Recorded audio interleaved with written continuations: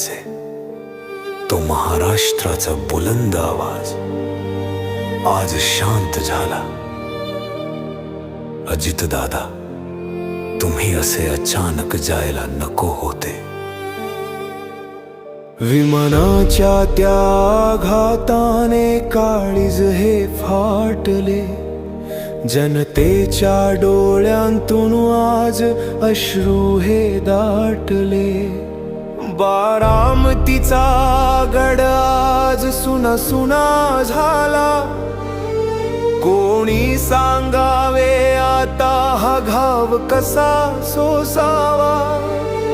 विकासाची गंगा ज्यांनी घरोघरी नेली, नियतीने क्रूर चेष्टा आज त्यांचीच केली. परत या